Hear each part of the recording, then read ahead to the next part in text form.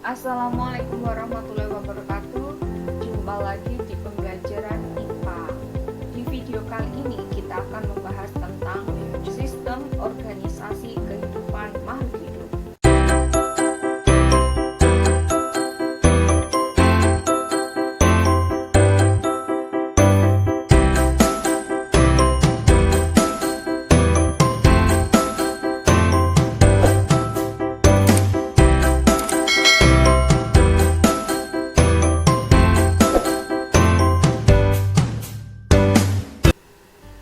Oke, langsung saja kita bahas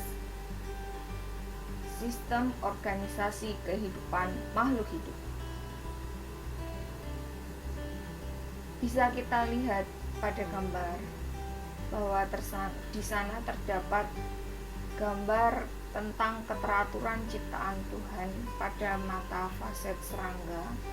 Kemudian di gambar kedua juga ada keteraturan biji bunga matahari. Sungguh indah, bukan? Nah, organisasi kehidupan memberikan pemahaman kepada kita bahwa pada hakikatnya dalam suatu kehidupan terdapat keteraturan. Dan keteraturan ini adalah disengaja atau diciptakan oleh Tuhan Yang Maha Esa. Pernahkah kalian mengamati bahwa kalian termasuk dalam suatu struktur atau sistem yang teratur tersebut? Coba kita lihat ilustrasi pada gambar berikut ini. Ini misalkan ada Ani. Kita lihat lebih luas lagi, Ani termasuk dalam suatu struktur atau sistem keluarga. Di sana ada ayah, ibu, kakak, dan Ani. Kemudian jauh kita lihat lagi bahwa keluarga si Ani ini termasuk dalam suatu sistem atau struktur pada suatu tatanan RT. Dan selanjutnya ke RW, kemudian dan seterusnya sampai yang terbesar. Nah, dari sini kita bisa lihat bahwa Ani itu adalah struktur yang paling kecil yang berada di lingkungan RT tersebut.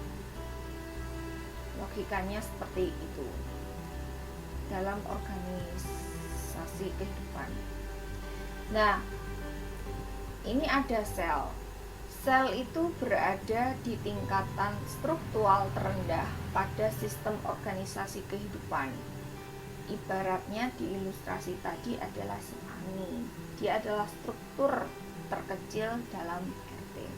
Nah, jika sel ini berada pada tingkatan struktural terendah pada sistem organisasi kehidupan, kemudian sel mampu melakukan regulasi terhadap dirinya sendiri, memproses energi, tumbuh dan berkembang, tanggap terhadap lingkungan, serta melakukan reproduksi.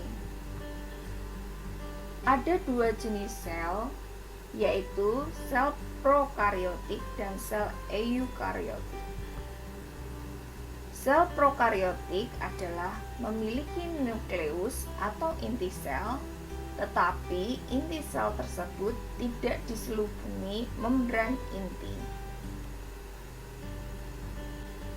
Sel eukariotik merupakan sel yang memiliki inti sel dan inti sel tersebut dibungkus oleh membran inti. Selanjutnya lebih luas lagi kita amati bahwa sel-sel yang mempunyai fungsi dan bentuk sama akan berkelompok membentuk kelompok sel yang disebut dengan jaringan. Nah, bisa kita lihat pada gambar bahwa yang di sebelah kiri ini merupakan jaringan tumbuhan. Kemudian yang di sebelah kanan ini adalah merupakan jaringan pada manusia atau hewan. Jaringan yang berada pada tumbuhan ada bermacam-macam jaringan.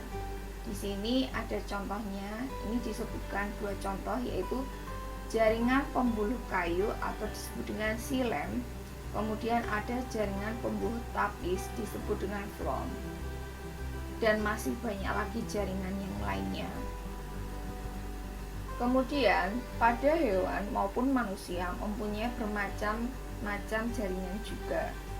Ada yang disebut dengan jaringan epitel, jaringan otot, jaringan tulang rawan, jaringan saraf, dan lain sebagainya. Masih banyak lagi.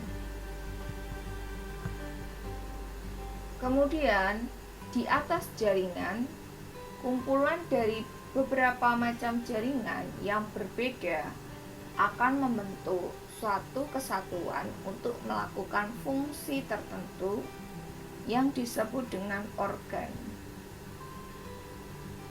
Nah, bisa kita lihat di gambar. Di sini ada organ-organ pada tumbuhan, dan yang di sebelah kanan ini ada organ-organ pada hewan dan manusia. Oke, organ tubuh pada manusia dan hewan ada hati, kemudian ada paru-paru, ada jantung, ginjal, dan lain sebagainya. Masih banyak lagi. Kemudian sedangkan organ tubuh pada tumbuhan ada bunga, kemudian ada batang, kemudian ada daun, kemudian ada akar, dan lain sebagainya. Nah, kamu sudah menemukan bermacam-macam organ yang terdapat pada tumbuhan, hewan, dan manusia. Beberapa organ yang bekerja sama untuk melakukan fungsi kerja tertentu disebut dengan sistem organ. Sistem organ merupakan bentuk kerjasama antar organ untuk melakukan fungsinya. Dalam melaksanakan kerjasama ini, setiap organ tidak bekerja sendiri-sendiri, melainkan organ-organ saling bergantung dan saling mempengaruhi satu sama lainnya. Berikut ini adalah sistem organ pada manusia. Di sini bisa kita lihat. Ini ada 3 contoh ya, sebenarnya masih banyak lagi. Di sini ada sistem pencernaan, kemudian ada sistem pernafasan, dan ada sistem gerak rangka.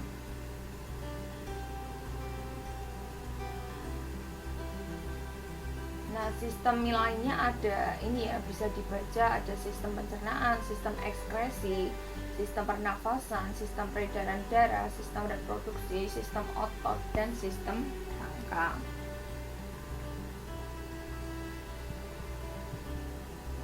Sekarang kamu sudah mengetahui bahwa di dalam tubuh terdapat beberapa sistem organ. Pada kelompok makhluk hidup multiseluler seperti manusia, antar sistem organ saling berhubungan dan bekerja sama untuk menjalankan fungsinya.